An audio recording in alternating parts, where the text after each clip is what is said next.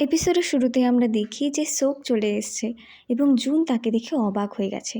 সে সোককে দেখে বুঝতেই পারেনি যে এটা অ্যাকচুয়ালি সে রিপোর্টার। সোক তো তাকে দেখে চিনে গেছিল। সে অবাক হয়ে যায় এবং বলে, মিস্টার আপনি এখানে কি করছেন? কিন্তু ওইদিকে আমাদের জুন অবাক হয়ে যায়, বলে, আমি কি আপনাকে আগে থেকে চিনি? আপনাকে দেখে চেনা চেনা লাগছে। তখন সে বলে, একটু মনে তো করুন। তখন জুন ভালো করে দেখলে বুঝতে পারে এই সে রিপোর্টার। তাকে মেকআপ ছাড়া আলাদা লাগছিল বলে সে আগে তাকে চিনতে পারেনি। কিন্তু তারপরে জুন যেন অবাক হয়ে যায়, সে যেন ভূত দেখার মতো চমকে বলে কি, এই তুমি এখানে কি করছো? সে তো সেখানেই চিৎকার করতে শুরু করে দেয়। ওইদিকে ওদের ভাইরাও বুঝতে পারে কাদের সাথে কাদের ডেট সেট করেছে। তো জুন আর সোক একে অপরের সাথে কথা বলছিল, কথা কম বরঞ্চ জুন সোককে যথেষ্ট বকাবকি দিচ্ছিল যে কেন যে তোমার সাথেই আমার বারবার দেখা হয়ে যায়, এই হয়ে যায় ওই হয়ে যায়। তো ওদের মধ্যে কথা বলতে বলতেও 5 মিনিটের মধ্যেই ঝগড়া শুরু হয়ে যায় এবং তারা দুজনে মিলে সেখান থেকে বেরিয়ে পড়ে। জুন নিজের কারে যায় এবং তখন জুন দেখে যে বাইরে বৃষ্টি পড়ছে এবং সোক সেই বৃষ্টিতেই দাঁড়িয়ে আছে। জুন ভাবলো সেই সোককে গিয়ে লিফট দেবে, কিন্তু তার আগেই সোক সেখান থেকে বেরিয়ে যায়। তো জুনের যেহেতু সোকের জন্য একটু চিন্তা হচ্ছিলো, তাই সে সোকের পিছন করে তাকে লিফট দেওয়ার জন্য।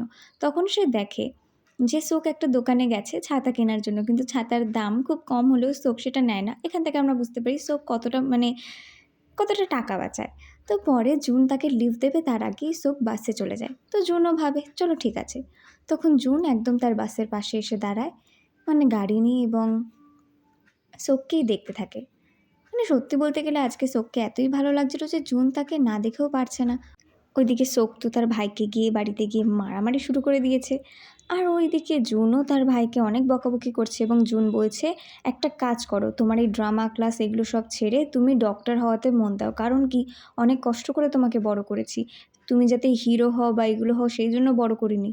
নেক্সটে দেখি আমাদের সোক জুনের ফটো লাগানো একটা ড্রিঙ্ক নিয়ে নেয়। সেই ড্রিঙ্কের দাম প্রচুর ছিল, তাও সোক সেটা নিয়ে নেয়। সোক যে বৃষ্টির সময় ছাতা নেয় না, কিন্তু এখানে জুনের ফটো দেখে সে সেই ড্রিঙ্কটা নিয়ে নেয়। তো বোঝা যাচ্ছে জুনের জন্য সোকের মনে কিছু না কিছু তো আছে।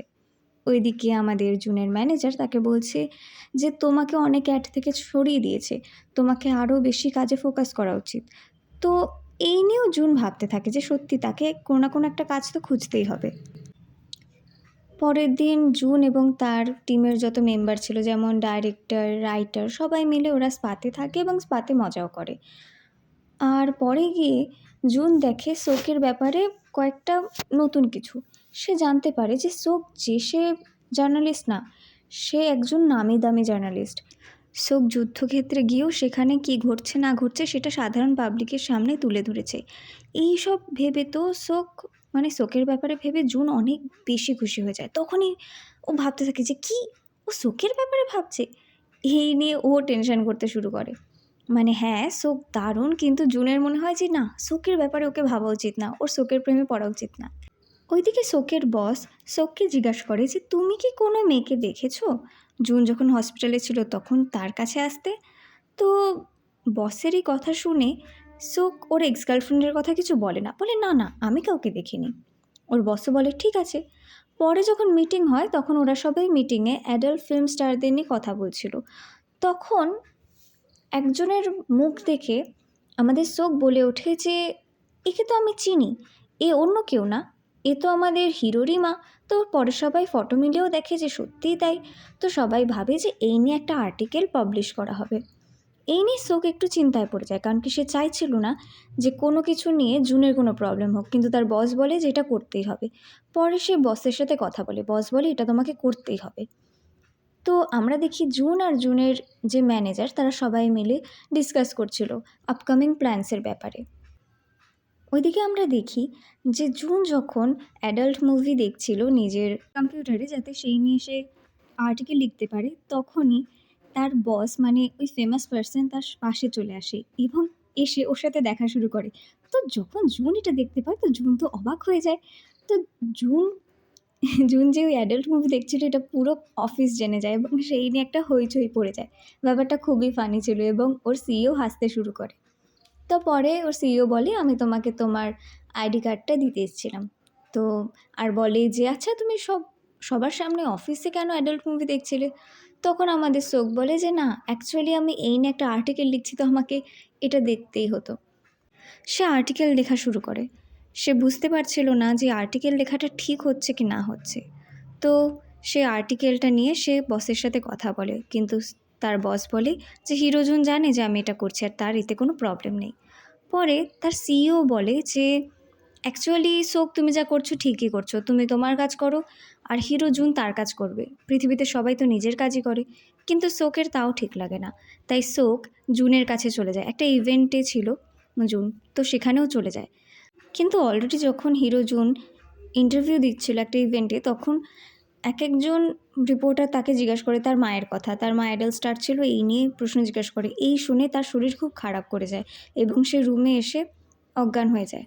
তখন তার টিম মেম্বার সবাই এসে তার অবস্থা দেখে তাকে ধরে নিয়ে যায় হসপিটালে, কিন্তু হিরো বলে যে না, আমাকে হসপিটালে নিয়ে যেও না প্লিজ, রিপোর্টাররা জেনে যাবে। পরে যখন সোক ইভেন্টে পৌঁছায় ততক্ষণে তো হিরোজুন চলেও গেছিলো। পরে হিরোজুন একজন সাইকিয়াট্রিস্টের কাছে যায় এবং বলে তার প্রবলেমের কথা। সাইকিয়াট্রিস্ট বলে এটা একটা প্যানিক অ্যাটাকের মতো ছিল এবং বলে নিজের ধ্যান রাখতে এবং ওষুধ খেতে। তো জুন যখন বাড়ি যাচ্ছিল তখনই তার সোকের সাথে দেখা হয়ে যায়। সে সোককে অনেক কথা শোনায়, বলে তুমি আমার সাথে ভালোও তো করতে পারতে, কেন আমার মাকে নিয়ে কথা বলতে গেছো? তখন সোক বলে যে আপনার মা তো কোনো খারাপ কাজ করেনি, তাই নিয়ে বেশি ভাবারও আপনার দরকার নেই। জুন সোককে বলে যখন আমি সেই দিন বাথরুমে ছিলাম একটা বারে, তখন তুমি আমার কাছে এসেছিলে এবং আমার মাথার উপর পা দিয়ে তুমি জানলা দিয়ে বেরিয়ে গেছিলে, তুমি মেয়েটাই খারাপ। তখন আমাদের সোক বলে যে অ্যাকচুয়ালি আমি সেই সময় একটা মিশনে ছিলাম, সিক্রেট মিশনে। এই বলে সে সেখান থেকে রেগে চলে যায়।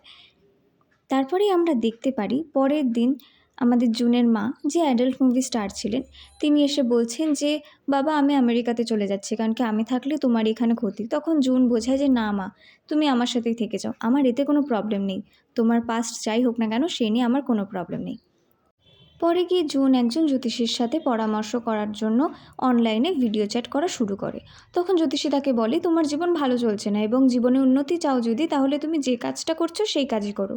এই শুনে জুন ভাবে যে ও যে রোল করছিল সেই রোলই ঠিক ছিল, সেই জন্য সে তার ম্যানেজারকে বলে সে ডিটেকটিভের রোলই করবে।